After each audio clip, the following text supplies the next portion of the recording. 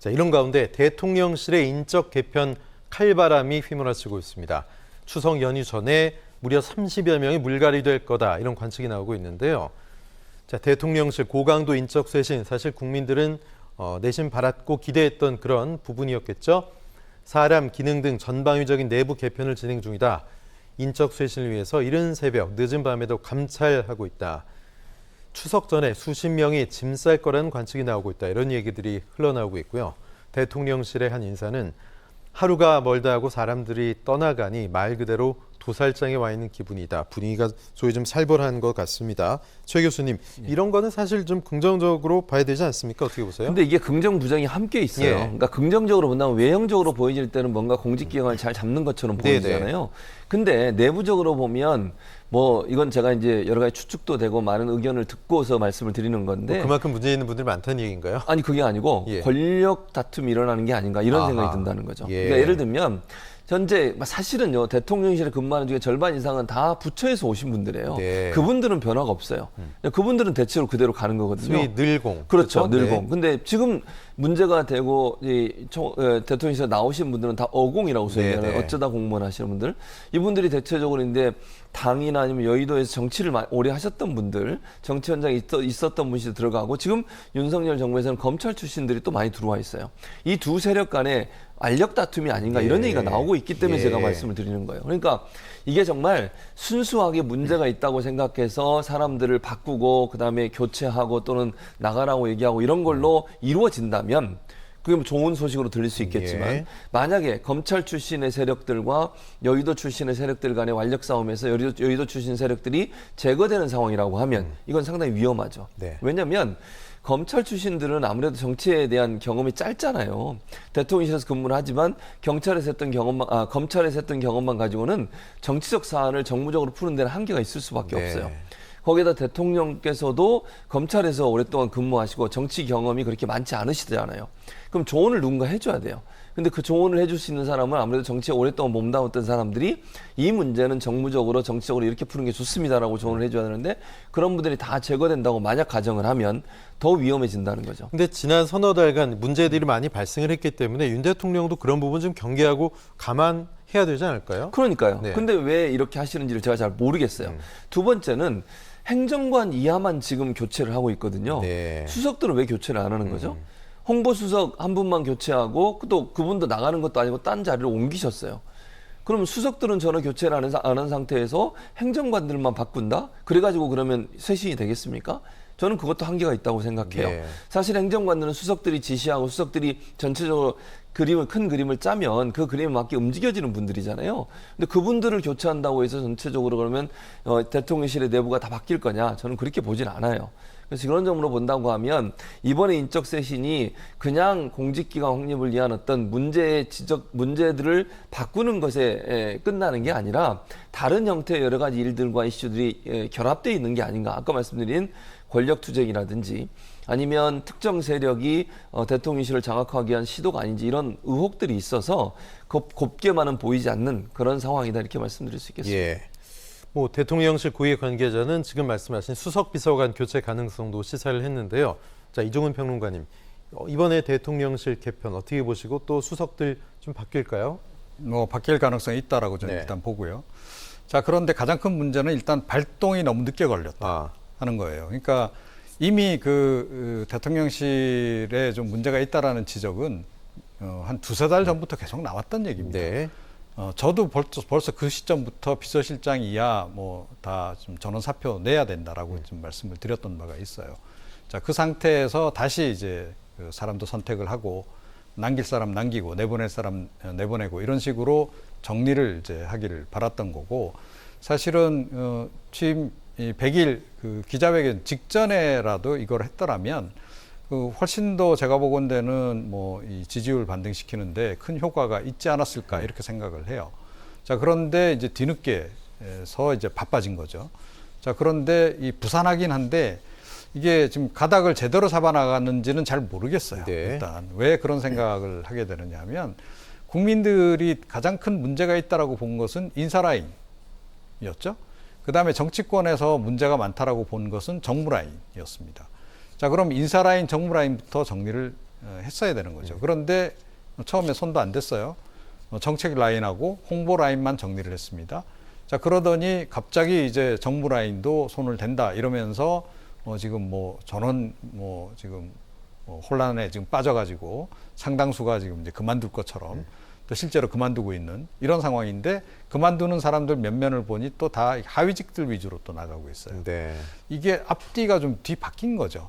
보통 대통령실 과거에 이제 청와대 개편한다라고 하면 누구부터 바꾸죠? 비서실장부터 바꿉니다. 그렇죠. 그래서 비서실장을 새로운 인물로 들여와서 그 새 비서실장 하에서 뭐 기강을 이제 확립하기 위해서 뭐 필요한 수석들 남길 사람 남기고 내보낼 사람 내보내고 그리고 이제 수석들이 바뀌고 나면 그 수석들이 자기하고 호흡을 잘 맞춰서 일할 만한 사람들인지를 보고 부적절하다라고 생각되는 인물이 있으면 일부 교체를 하고 이런 식으로 이렇게 정리가 돼요. 그러니까 이 통상적으로는 탑다운 방식으로 전개가 되는데 그게 그동안 정석적인 방법이죠. 그렇죠. 그리고 그게 사실은 가장 안전한 방식입니다. 네네. 그러니까 밑에 실무자들을 뒤흔들게 되면 사실은 수석들이 제대로 일을 할 수가 없어요. 자기가 뭐 나중에 새로운 수석이 오더라도 상황 파악이 좀 힘들어집니다. 실무자들이 상황 파악이 안 돼 있는 상태이기 때문에 그렇거든요. 예. 자, 그런데 지금 이 일 처리 방식도 지금 제가 보건대는 완전히 거꾸로 지금 이제 일을 네. 진행을 지금 하고 있는 데다가 모르겠어요. 이런 거는 사실은 굉장히 정밀하게 해야 돼요. 뭐 부산하게 뭐 몇십 명이 그만둔다 이런 식으로 하기보다는 그러니까 논란이 됐던 그동안의 사적 채용 관련된 인물들이 있지 않습니까? 그런 사람들 딱딱 집어서 그만두게 하면 언론이 바로 보도하잖아요. 그죠? 네. 그럼 국민들도 이런 위험 요소들이 해소가 됐구나라고 생각을 하지 않겠어요? 그렇게 해야 됩니다. 그러니까 폭격을 하는데 스마트 폭격을 해야 되는 거죠. 정밀 타격을 해야 되는데 지금 제가 보건대는 뭐 전방위로 감사를 벌이고 전방위로 지금 뭐 이렇게 뒤흔들어 놓는 그런 방식으로 진행을 하게 되면 대통령실 제가 보건대는 이런 식이면 앞으로 또 한두 달 동안 제대로 기능 못 합니다. 나무를 잘라야 되는데 그냥 잡초 제거만 이렇게 하고 있는 거네요. 그렇죠? 결과적으로 그럴 수 있다는 예, 거예요. 예. 그러니까 나무도 이제 제거를 하겠죠. 예. 그런데 지금 뭐 그럴 정도로 뭐 여유가 있는지 잘 모르겠는데 예. 제가 보건대는 국정 챙겨야 될 일도 많은데 정기국회 앞두고 이렇게 어수선하게 할 필요가 있을까 이런 생각은 좀 듭니다. 예. 자, 이런 대통령실의 인적 쇄신 움직임에 대해서 민주당은 어떤 목소리를 낼까요? 박홍근 원내대표는 검찰 출신의 이른바 육상시에 대한 경질이나 문책은 언급조차 안 됐다. 꼬리 자르기도 아니고 이건 꼬리털 뽑기식의 인사교체다. 이렇게 폄하했습니다. 뭐 이제 직접 책임이 있는 법무비서관 또 내부감찰에 책임이 있는 공직감찰비서관 여기에 대한 문책은 없고 경질 언급조차 없다. 이렇게 비판 중인데 뭐 민주당 입장에서는 충분히 할 수 있는 얘기 같아요. 네, 그렇습니다. 그러니까 조금 전에 말씀드린 이제 그 내용을 지적을 하는 거예요. 네. 그러니까 그동안에 뭐 인사 관련해서 여러 가지 논란이 있었던 사람들, 사적 채용 관련해서 논란이 있었던 사람들이 있잖아요. 그죠?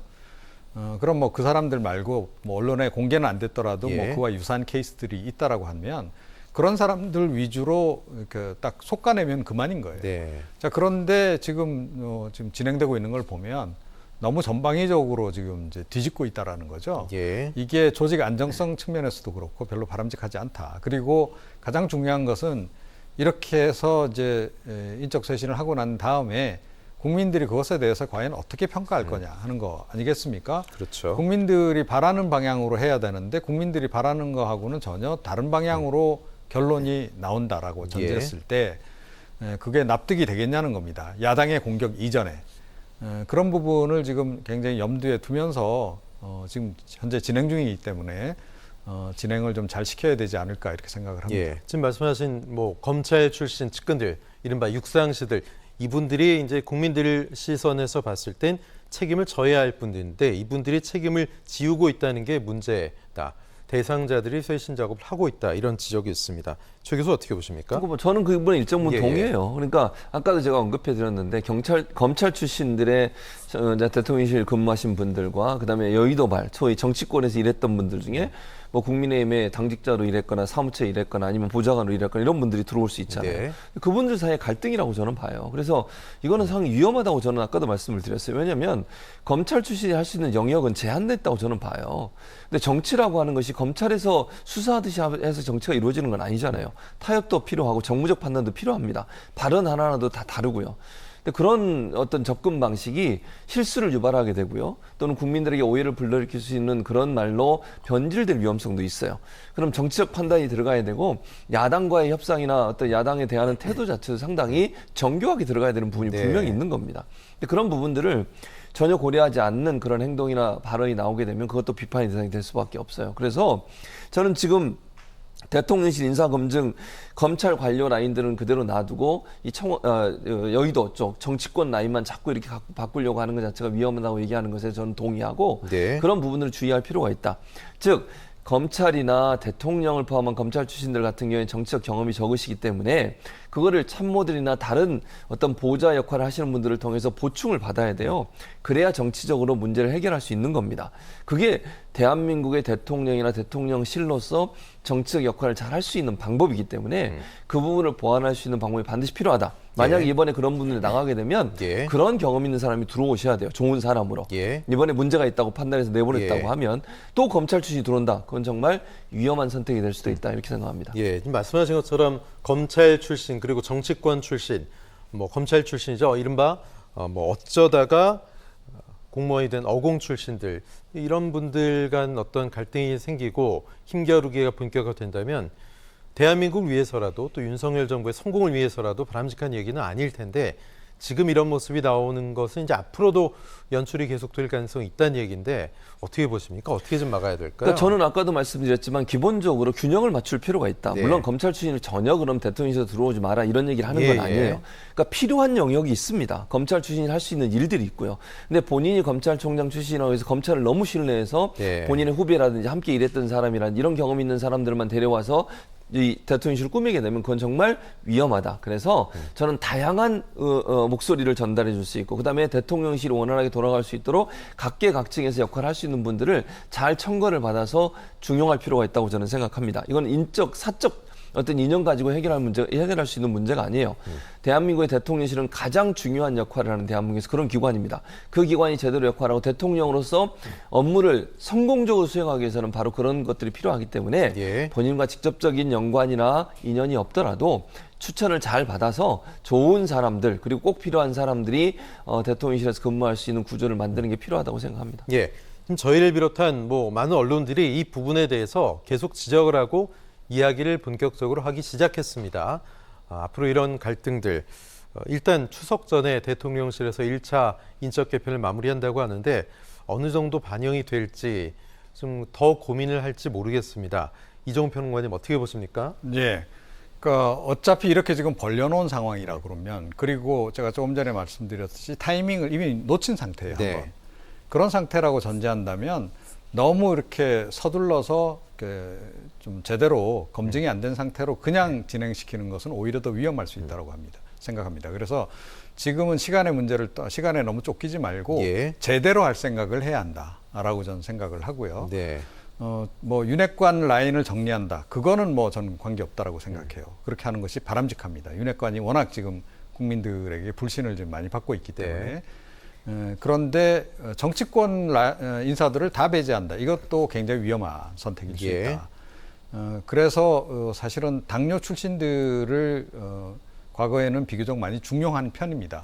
당에서 오래 이제 정치 경험도 했고 이제 그런 사람들, 행정도 좀 아는 사람들이죠. 네. 그런 사람들을 좀 중용하는 것, 그것은 이제 여전히 필요한 그런 그 상황이다라고 생각을 하고, 뭐 보좌관 출신들도 과거에 뭐 대통령실에서 일부 근무를 한 적이 있어요. 예. 그러니까 이제 그거는 뭐 사실은 이제 여당 쪽에서 인재를 키우는 차원에서도 좀 필요하기도 하고, 네. 보좌관들 중에도 전문성이 있는 그 사람들이 있습니다. 예. 그래서 뭐 10년 이상, 뭐 20년 가까이 뭐 이렇게 한 분야를 이제 계속해서 전문성이 있는 그런 사람도 있는데, 웬만한 의원보다 난 분들도 그렇죠. 있잖아요. 그런 사람들 네. 같은 경우에는 그 분야에 데려다가 예. 이제 비서관을 시키든지 수석 행정관을 시키든지 해도 되는 거예요. 그래서 무조건 정치권 그 라인을 다 배제하는 것 역시 그렇게 좋은 선택은 아니다 네. 하는 거고, 그리고 이제 검찰 출신도 물론 쓸 수 있다라고 저는 보는데 특히 검찰 라인 중에서 이번에 인사와 관련한 논란을 일으킨 분들이 있지 않습니까? 예.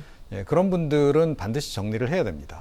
그거 정리하지 않으면 그야말로 뭐 쇄신을 했다라고 하는데 네. 국민들은 전혀 감흥이 없는 그런 결과를 빚을 수도 있다 이렇게 생각을 합니다. 예.